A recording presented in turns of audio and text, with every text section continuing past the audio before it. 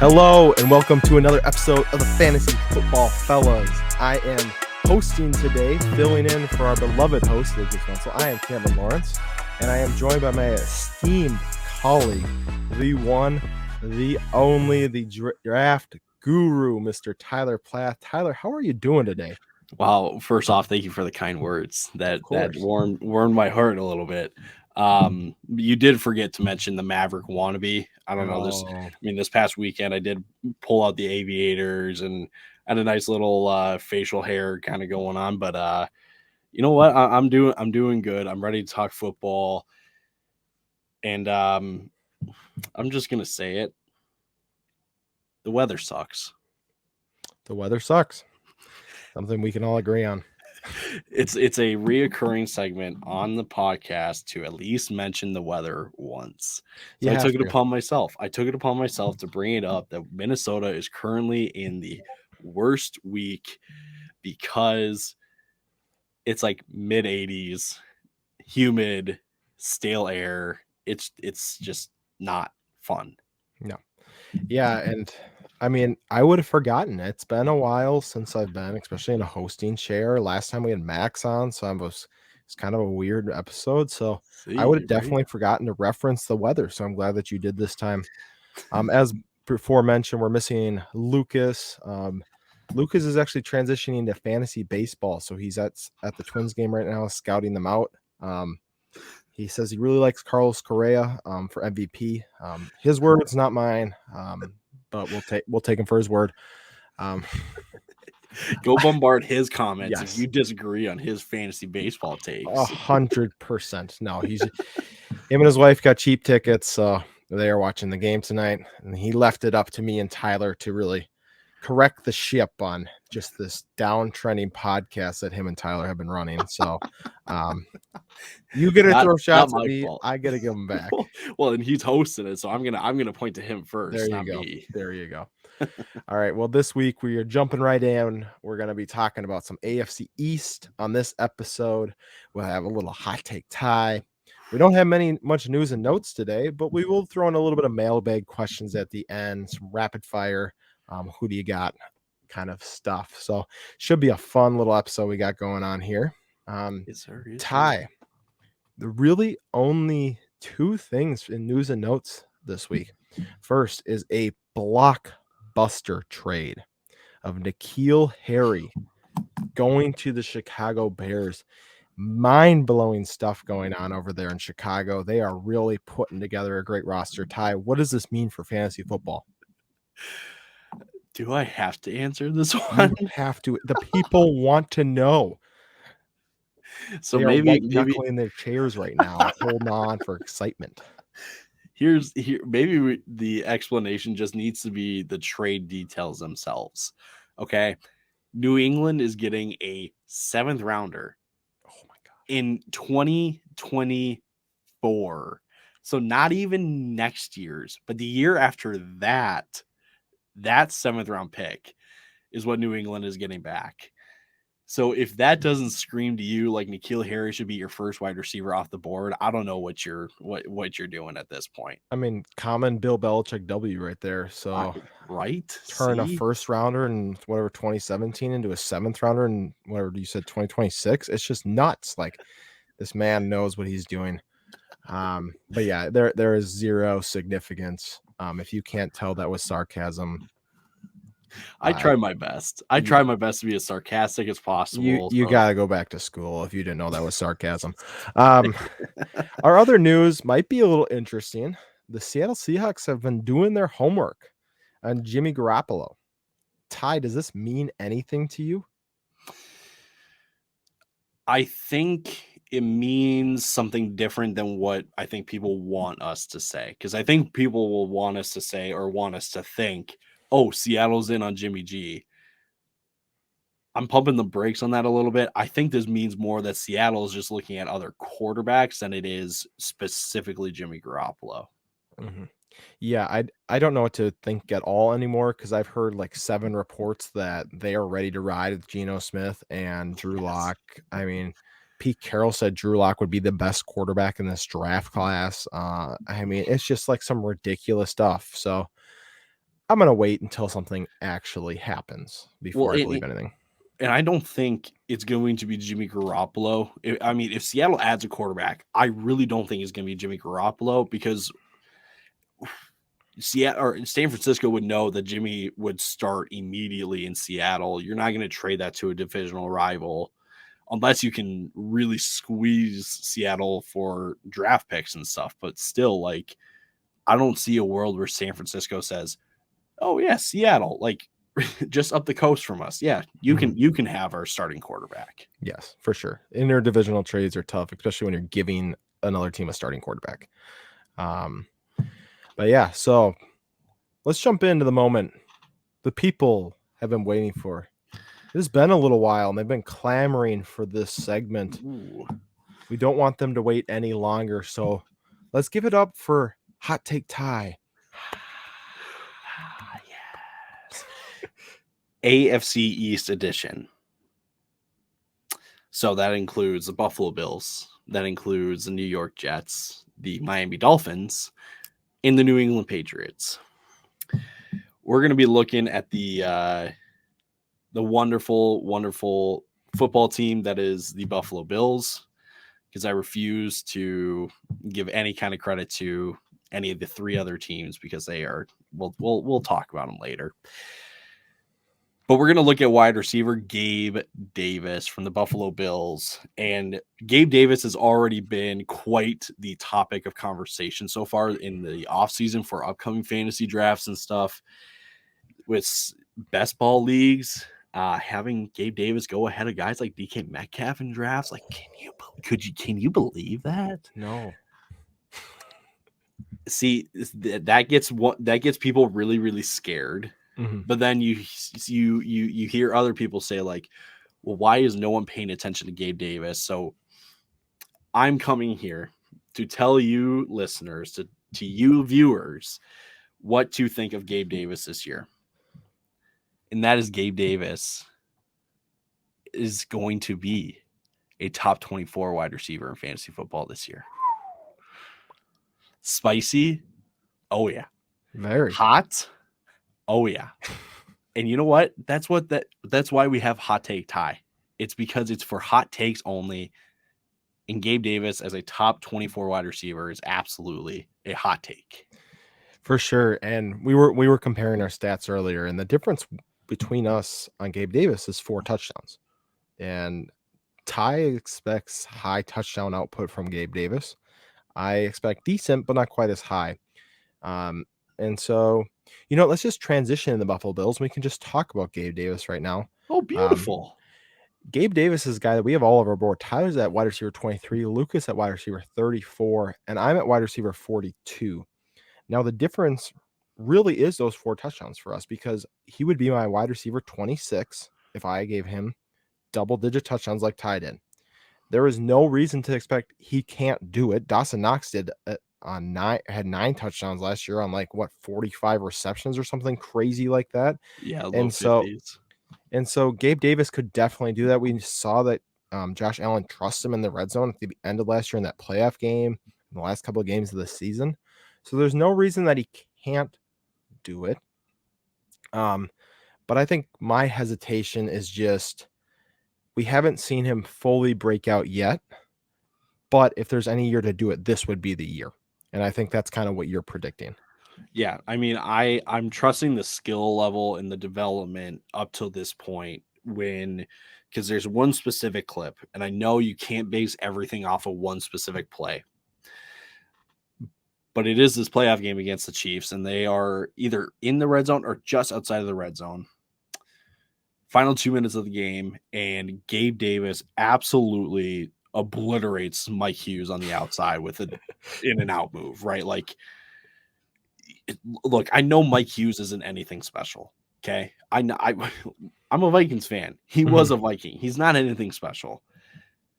But I don't think people realize how difficult it is to be that shifty, that fast, to send a defender 3 yards in front of them and leave them to eat the dust. Yeah.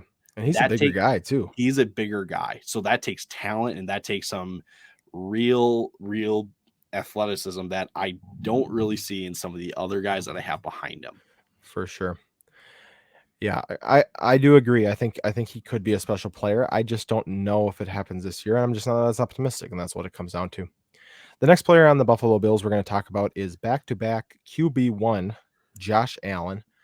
We have him across the board at quarterback one, so we're not going to discuss how good we think he is because everybody knows.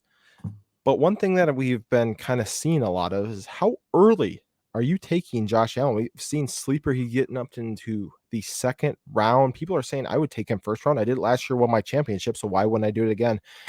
Ty, what do you have to say to these people? This is how you lose your drafts. I know that Josh Allen projects to be arguably the number one overall player in fantasy just based off of point totals, right? But quarterbacks are more guaranteed to get you points in later rounds. I don't have an ADP chart in front of me, but I do know that guys like Tom Brady, Jalen Hurts are going at least 5 rounds later than Josh Allen. So that gives you 6 other picks to build up on skill players and whatnot at running back, wide receiver, even tight end, right? Mm-hmm. So you can get, some security in those positions because a quarterback is going to put up positive points. Yes. I couldn't agree more. And you look at taking Josh Allen compared to Matthew Stafford last year. It was a 4-point difference in points per game. You look at taking, let's say, Stephon Diggs versus an 8th round wide receiver. We're talking, we're getting into Darnell Mooney. Mm-hmm. 11 points a game. Talking 6-point difference. I mean, it's like, you're talking about a 6-7 point difference per game between wide receivers versus a 3 or 4 for quarterbacks. That's just what it comes down to. And there are a lot more quarterbacks you can plug in. If you get an injury, running back or wide receiver, like if you lose Dalvin Cook, the next best guy on the waiver wire is going to be like Deonta Foreman. You're just not going to find anything. Whereas quarterback, you lose him, you go, oh shoot, this sucks. I got to pick up Baker. Baker's still going to put up 16 points a game. It's like, you can find guys. Kirk Cousins might be on your waiver wire for all you know. It's just you can find quarterbacks a lot easier than you can replace these other guys. Bingo. Moving on, we got Stephon Diggs. I have him as wide receiver 3 ahead of Jamar Chase and Devontae Adams, and you and Lucas have him as wide receiver 4. Now, the reason I have him so high is because, like we said, Josh Allen is the QB1 back-to-back years. Josh Allen is a guaranteed 35 passing touchdowns this season, and Stephon Diggs just got the bag. They are going to continue to give him the ball at all costs. He is a guaranteed 160, 170 targets a year, and I would bet on him scoring double-digit touchdowns this year. I really would. Whereas Jamar Chase, I don't think Joe Burrow continues the efficiency, and Devontae Adams doesn't have Aaron Rodgers anymore. That's the big difference. That's why I pushed him up. I'm not really expecting a huge breakout from him this year, but I am expecting him to just show that consistency of how he can maintain and how his situation is maintained year to year. Do you have anything else to add on Stephon Diggs? He's a volume guy, but I think the most intriguing thing about him this year is that Diggs was a top 3 finish in red zone targets last year. And sure, the touchdown production wasn't there this year, but that doesn't mean he didn't get the opportunity. Mm-hmm. He has opportunity going into this year, even with Gabe Davis, for me projected to get double-digit touchdowns. Diggs can easily get double-digit touchdowns as well. Diggs has to be a top 5 lock in fantasy this year. He might be one of the safest outside of Cooper Kupp and Justin Jefferson, in that next tier. Just because Devontae, like I said, Devontae's a new situation. Jamar was just so boom or bust. It's not to say he's going to finish at 3, but he probably is the safest out of those next 3. As we move on, we got the running backs. Buffalo running backs have been a headache for the last couple of years, and don't really know if that's going to change. We all have Devin Singletary right around the same spot. Me and Lucas had RB33. You had RB35. Lucas has Cook at RB36. I am an RB34, and you have him all the way down at running back 45.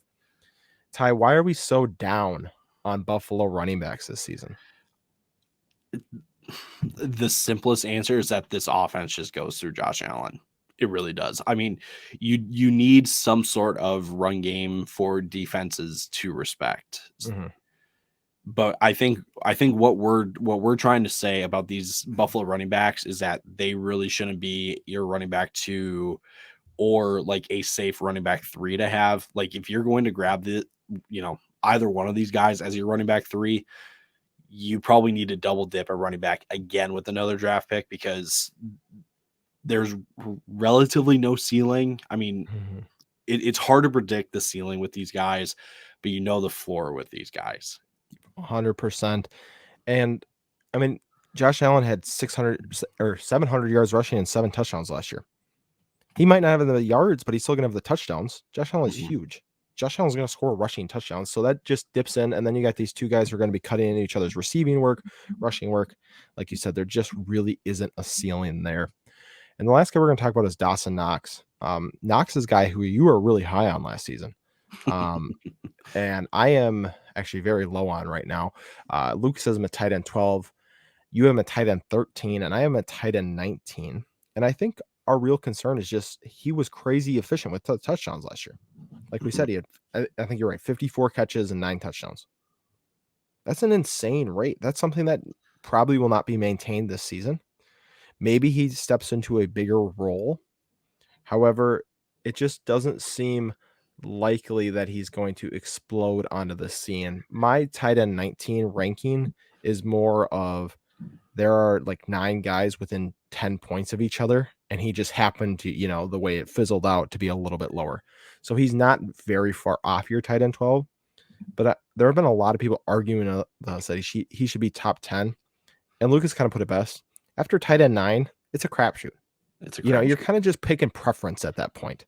And so I don't know if you have anything to add on that, but it's like we're not going to debate 9 through 20 on tight ends. I think the only thing worth explaining is that the odds of him having more touchdowns than last year is very, very slim. Yeah. So if it's not going to be touchdowns that puts him into the top 10, it's going to be volume. And he's not going. I don't see him being a volume tight end, right? So, in the words of Lucas, it's a crapshoot after. You could argue TJ Hawkinson, after Dallas Goedert, after Zach Ertz, or whoever, right? That's just how you have to look at Dawson Knox. 100%. Well, now we transition to the Miami Dolphins, and this was the team that I saved for last when we were statting out this year because I didn't want to touch it. Same. Added Tyreek Hill, Raheem Mostert, Sony Michel, Chase Edmonds. They already have Jalen Waddle. Tua's the coach. Mike McDaniel comes in to call plays from San Francisco. Ty, what are you expecting from this team? Oh, man. I'm expecting a lot of growing pains with this team. I know that Tyreek is an elite weapon to have. I also know that Jalen Waddle had himself a fairly good season last year, so there's a sophomore leap incoming, we assume. But we have no idea because it seems like any coordinator that has come from a Kyle Shanahan offense is always tweaking something here or there with their own team. I think McDaniel does that, and I don't know how he's going to do that. So maybe my projections are a little too low because what I'm trying to communicate is there's no sure thing with this Miami team this year. There really isn't. Like Tyreek for years has been a relatively sure thing in Kansas City. I can't even say he's a sure thing this year because of Tua and the system now. No, 100%. Lucas has him as wide receiver 7, so Lucas is still in on him. You're at wide receiver 10. I'm at wide receiver 12. And really what it comes down to for me is I'm scared to draft him there because he's going to have some great weeks. It doesn't matter the team. Tyreek Hill will have weeks where he scores 35 points because he's so explosive. But that variance, I think, is going to be so much greater this year. He's going to get there with 35 and then 3 and then 30 and then 11. It's just going to be like he's going to win you a week and then lose you the next week. And we saw that kind of last year a little bit more too. But now you go from Patrick Mahomes to Tua Tagovailoa. It's very different. The deep ball is going to be different, but we all still predict him to produce. Like he's too good not to produce. He's too fast not to produce. And Mike McDaniel's going to use him in some interesting ways around the field. I think he'll use Waddle similar. But if you took Tyreek as your wide receiver 1, how are you feeling going into that third round? So because you probably get him second round. How are you feeling going into round 3? I have to look at like a Mike Evans or a Keenan Allen in that third round, because those two receivers are going to give me a floor that Tyreek just doesn't really have. And maybe the best way to describe what kind of season we're anticipating for Tyreek is a Tyler Lockett type season, right? Where he'll win you a week, but then he'll lose you a week. And because of that, I need a safe floor wide receiver to team up with him. So give me a Keenan Allen, a nice 150, 1,100 yards, 7-8 touchdowns a year wide receiver, someone like that. Yeah, I do agree. Lucas actually just put a TikTok out on this next wide receiver, Jalen Waddle. Lucas has him at wide receiver 21, you at wide receiver 25, and I have him at wide receiver 22. So we definitely expect Tyreek to be the true number 1 in this offense. And Tyreek hasn't given us anything to make us think of otherwise, no matter how special Jalen Waddle is. And we are in on Jalen Waddle as the NFL wide receiver. Like, do you agree with that? Like, we do think he is the real deal. Like, he is going to be an absolute stud. But we're coming into an offense where Mike McDaniel is going to want to establish the run. He might not run as much as they did in San Francisco, but he's going to want to try and establish it throughout the season. And you have Tua. Tua could definitely, we saw some flashes. We know he could definitely take a step forward, but to predict him to be, the Patrick Mahomes type this year, we just aren't. So we are out as current ADP a wide receiver 13. I don't think any of us will have Jalen Waddle on our team. But unless he falls. Exactly. But that doesn't mean we don't love him as an NFL player. And I think that's something that we get so confused by, as we said that we always say the same thing with Nick Chubb. Great, terrific NFL player. If I'm drafting an NFL team, he is one of my first picks. But for fantasy, situation does matter. And he'll still be a solid asset this season. It's just he's not going to take that next jump like we were hoping.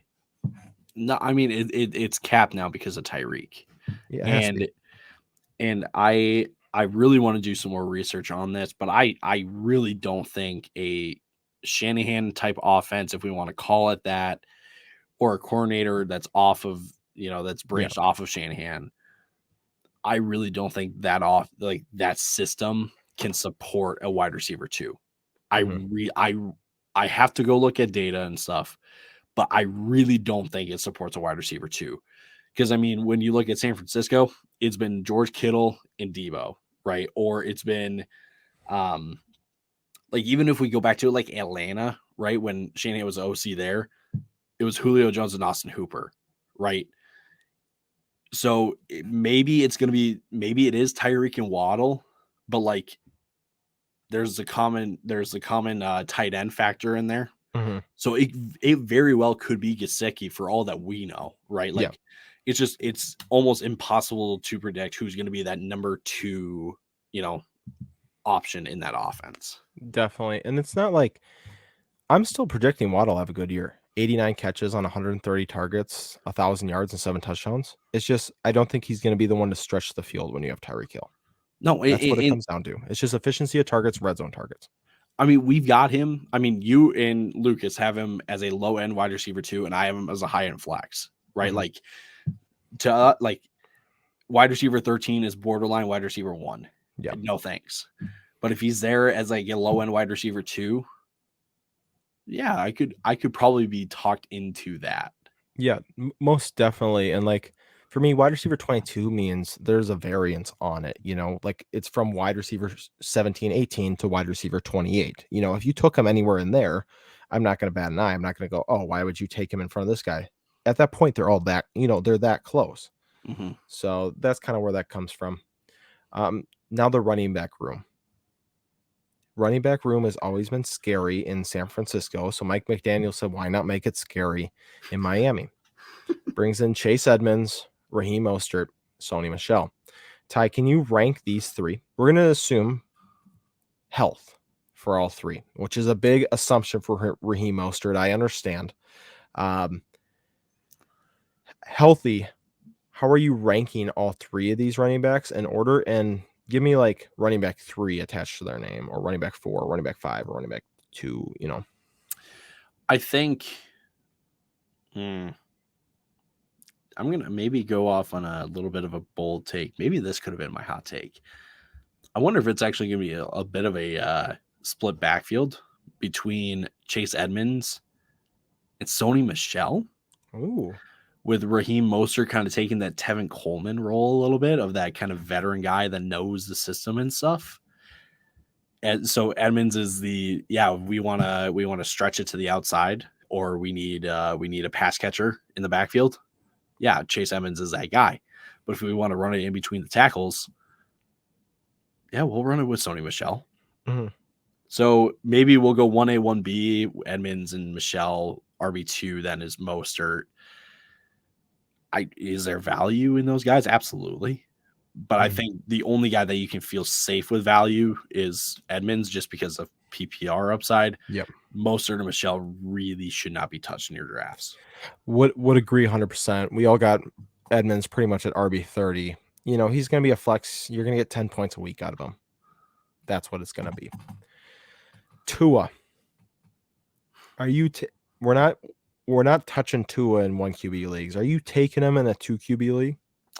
Or are you still hesitant on taking him there? I would grab him, but I'm hesitant with taking him. I need another quarterback to feel okay about it. I'm not. Yeah. Because I think we can say, almost the same thing that we said about Jalen Waddle. Like, there's talent there as a football player, but when it comes to being a productive fantasy option, I think Tua just falls a little bit short. For sure. And I'll just touch on Gesicki real quick. We're kind of out on him. The way the Mike McDaniel or the Shanahan offense works is they need a blocking tight end, which is not Gesicki. He had the most snaps in the slot as a tight end last year. And with just the amount of pass catchers, we just don't see him getting the touchdowns or the volume to really produce as a tight end 1. And if we don't think you can be a tight end 1, we really don't talk about you much, because we're not playing in 2 tight end leagues. So I'll just leave it at that. And we can transition to the newly revamped New York Jets. Man, the Jets traded up to grab Mr. Breece Hall in the 2nd round. And there are a lot of people, Tyler, who are very concerned about how Michael Carter is going to cut into his work. I have him at running back 19. You have him at RB 25, and Lucas has him RB 22. How concerned are you about Michael Carter taking work from Breece Hall? I would be lying if I said that I wasn't concerned, but I think this needs to be looked at as Breece Hall is going to be the early down goal line running back. Mm-hmm. Will he get receiving work? I think so. I think he absolutely can. Yeah. But I think the primary role that these guys will have is that Carter will be that pass catching option, and Breece is going to be the goal line and early down guy. So I think there's value in both of those guys. It's just a matter of where you take them, because I've seen people reach on Breece Hall because of the top 10 rookie running back upside that has been the most trendy stat in the past at least 2 weeks. Shout out to Alex Caruso. I mean, it's a great stat. It is a good stat, yes. It has caught fire, and now everyone is using it. So I've seen people reach a little bit on Breece, and I've seen people go all the way out on Michael Carter. Then I'm not that ready to be like, I'm completely in and completely out on those guys. I think there's value in both of them this year. For sure. I really do think Breece is going to have a great season. I just don't think he will get the PPR upside to break top 10. I have him for 1,100 yards and 10 touchdowns, but I just don't think – I think we could expect like Nick Chubb type receiving numbers from Breece Hall. Zach Wilson last year did not throw to the running back. Even Michael Carter, who was a great receiving back for the other quarterbacks that came in. So I just don't know if I see that. Well, and I know too that Max has said in the past that Zach Wilson is the F it we ball kind of quarterback. So that does scare me too a little bit about having Michael Carter, just because like I see this is going to sound really, really bad, but I promise it's not. I see a lot of Carson Wentz in Zach Wilson where he refuses to check the ball down when he probably should. And maybe that's just because he was a rookie last year and now he's kind of getting more and more comfortable and he realizes like, oh, I don't need to do too much with it. So again, I would be lying if I said I wasn't concerned. It'll be interesting to see how this all plays out this year. Definitely. And I think I would be more in on giving Breece Hall closer to like a Najee type volume if they didn't go out and draft Garrett Wilson with the 11th overall pick. Now there's 3 wide receivers in this system now. It's Garrett Wilson, Elijah Moore, and Corey Davis. The only 2 we expect to be even close to fantasy relevant are Garrett Wilson and Elijah Moore. We all have Elijah Moore between 20. I guess I'm at 27. Tyler, you're at 30. Lucas at 36. And then for Garrett Wilson, Lucas is at 42. You're at 49. I'm at 36. So I'm a little higher on this Jets offense as a whole. But if you're looking into this season at their current values, Elijah Moore is going ahead of Garrett Wilson. Who are you looking to grab, or who would be the better value to you, Elijah Moore or Garrett Wilson? Well, I think it depends on how you're playing the season, because I definitely see Garrett Wilson being the late season boomer a little bit, just because I don't think it's going to be just super easy for him to walk into the offense and start right away. Yeah. I think at the same time I wouldn't be surprised if he does start, but I've just kind of adopted this mindset that it really shouldn't be just a guarantee that a rookie should just walk right into a starting position unless you're a quarterback and you went at number 1 overall, right? Like, other than that, like, I think Garrett Wilson, I don't actually, maybe rephrase it. I don't think the coaches will just throw Garrett Wilson in right away. Yeah. I think they'll kind of ease him into it, and then he can be that late season, boom that I think everyone would love to have on their team. For sure. So I think because of that, I lean Elijah Moore. Yeah. I definitely lean Elijah Moore too. I think we kind of forget how good Elijah Moore was during that stretch week 8 to 13 when he was the wide receiver 4. The dude can ball. And I think Garrett Wilson will have a very comparable season to a Devonta Smith last year, where he was fine. But, he was like wide receiver 30 at the end of the season because he only had 4 touchdowns. So I think he'll be all right, but I don't think he's going to be anything where you're like, yes, I'm glad I had him in redraft. Years to come with this offense develop me more, I definitely think he's going to take over the wide receiver 1 role from Elijah Moore down the road, or Absolutely. be the 1A, 1B kind of tandem. But I don't know if that happens quite yet. And the last guy is a guy who has been in the news recently. A guy who I was high on. That's who we forgot to mention in the news. That is. Well, we'll talk about it now. Zach Wilson has blown up on Twitter. I have seen him photoshopped on Time's Person of the Year. Little backstory. I'll dive into it. I don't usually get into this gossip, but I'll go right into this because this is just a wild story. So his ex-girlfriend started dating like his best friend from college who plays for the Washington Commanders now. And he said something either to him or I don't know if it was public or private. And she got really upset about it and came out and started this rumor, which he claims isn't true, but the entire internet is like jumping full on this, that he slept with his mom's best friend. And it is just going around that he's got this dog in him. Lucas wrote it in or was that you? That was Ty. Wrote it in our doc that he's got the dog in him. I had him at QB 15 before this. I don't know if that changes my ranking. But I think my favorite line is, this is the first time that the Jets have scored over 40 since 2018. But yeah, I think that's all I'll say about Zach Wilson. Zach Wilson's going to make or break this offense. He's probably pretty close to Tua right now. I'm probably too high on him. And then the tight ends, aren't. I don't think either of them are going to be very valuable for fantasies since there's both of them. Moving on to our last team, we'll just transition right through it. I can't sit in that. Nope. Our last team is the New England Patriots, and they are led by another second-year quarterback, Mr. Mac Jones. Lucas is by far the lowest at quarterback 25. Tyler, you're all the way up at quarterback 15, and I'm at quarterback 19. Explain the optimism this year on Mac Jones. I think he takes a step forward this year. Mm-hmm. And I think the biggest difference is, like, I guess between me and Lucas is, what do we expect out of this offense this year, right? And you can safely predict that a Bill Belichick offense is going to start with the run, and it'll stay with the run as long as it needs. I mean, we saw that last year against Buffalo, where they literally threw the ball only 3 times and they ran it the rest of the game, right? Like, Bill Belichick will take whatever, will do whatever it takes to win. I think this is a bit of a bold take, but I just think the offense is going to shift over to more of a passing. I shouldn't say pass heavy.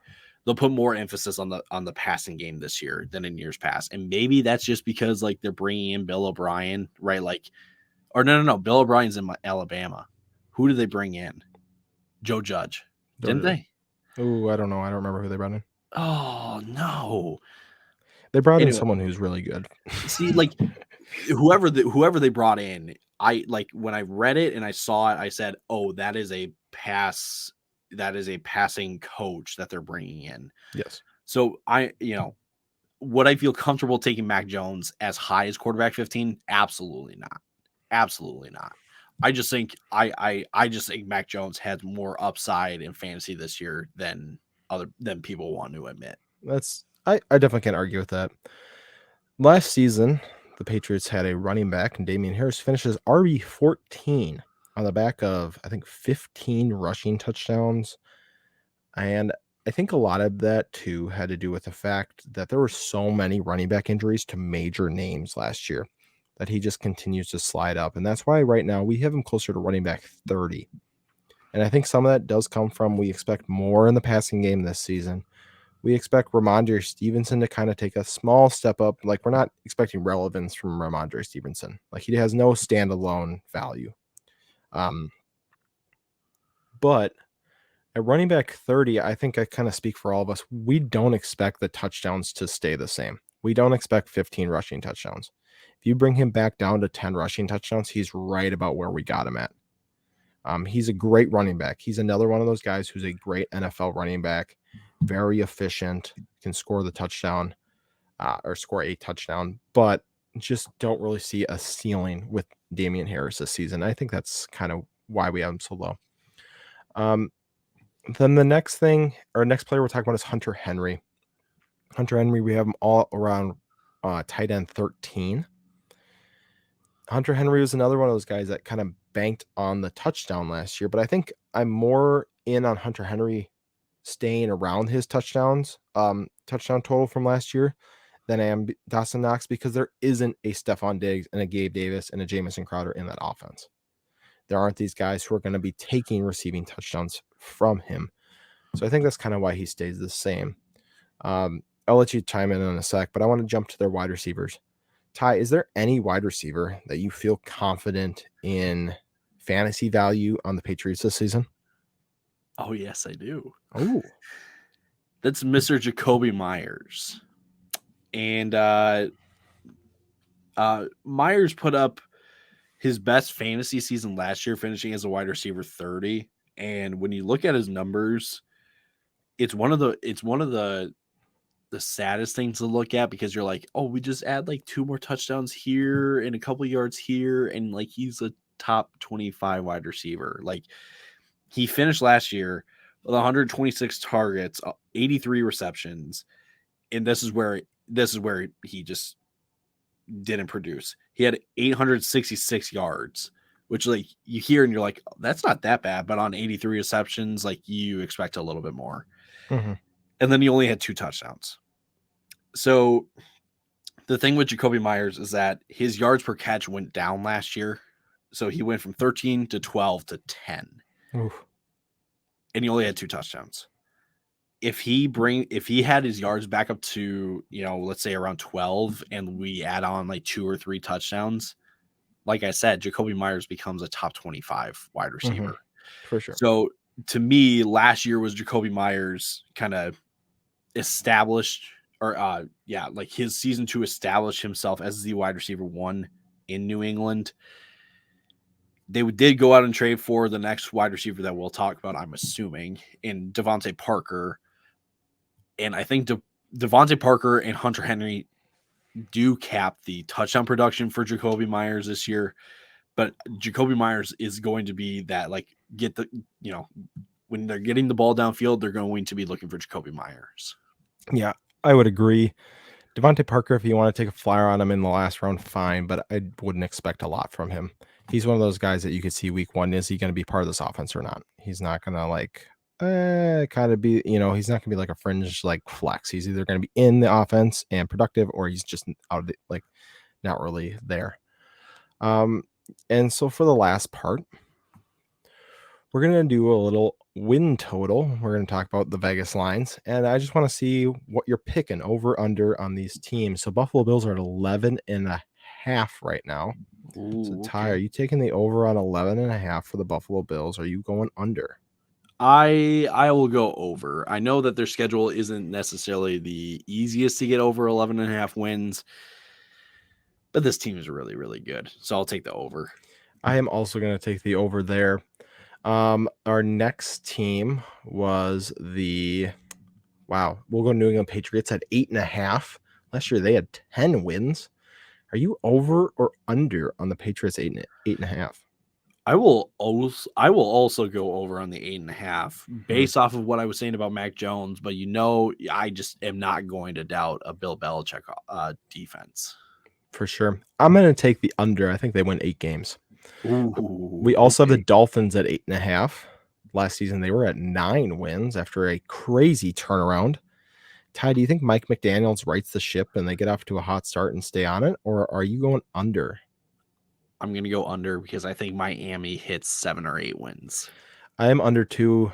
I think they actually have a pretty productive offense, but I don't think their defense is really that great. I mean, Brian Flores was the defensive-minded guy, and they let him go. 100%. And why am I blanking on the final team? The Jets. Oh my gosh. New York Jets at 5.5 wins. Last season they were at 4. What are you thinking here? I'm going to take the over, and I think it's going to be like 6 or 7 wins. Yes, I think it's going to be 6. I think it's going to be barely over. It'll be barely over, but they made enough additions to make a difference from last year. Yeah, they really bulked up the offense, and they got a defensive-minded guy. I think it could work out there. So yeah, and let's finish with, we have just a couple mailbag questions, and I'm going to rapid fire these ones here. Yeah. They're all from the same person, Blake Chanel. And I just want no explanation. Just give me the answer. Mike Evans or Keenan Allen? Mike Evans. I will also take Mike Evans. Travis Kelce or Mark Andrews? Mark Andrews. I'm taking Kelce there. Justin Jefferson or CMC? Oh, is there a pick spot with this? At the third. Jefferson or CMC? I'm gonna go CMC. I know, like, Jefferson's my guy, but like CMC when he's healthy is a completely different beast. I will also take CMC. Dalvin or Najee? Give me Dalvin. I will also take Dalvin. And the last one is 3 of them. We'll do a little keep trade cut to finish it out here. DeAndre Swift, Tyreek Hill, or Deebo Samuel. It's tough because it's cross positional. Yeah. I will be keeping DeAndre Swift. I will be trading Deebo Samuel and cutting Tyreek Hill. I will be doing the same because I do think that right now you can actually get more for Deebo than Tyreek, which if we said that last year, like if you said that a year ago today, you'd be like, what the heck is wrong with you? So just crazy how things change. Well, thank you for joining us for another episode of the Fantasy Football Fellows. Make sure that you follow us on our socials. We are pushing 90,000 on TikTok. We might actually hit it by the time that this by next week we'll probably hit 90K. We're pushing 1,000 subscribers on YouTube. We are just past 800. We're pushing 1,000 followers on Instagram. We just passed 900. And then we got our Twitter. And so you can make sure to follow us. It is some variation of the Fantasy Football Fellows or FFF Fellows or something like that. Just look at Fantasy Football Fellows and you will find us. As for me and Ty, deuces. And we'll catch you next week. Deuces. Or next episode. Almost did it.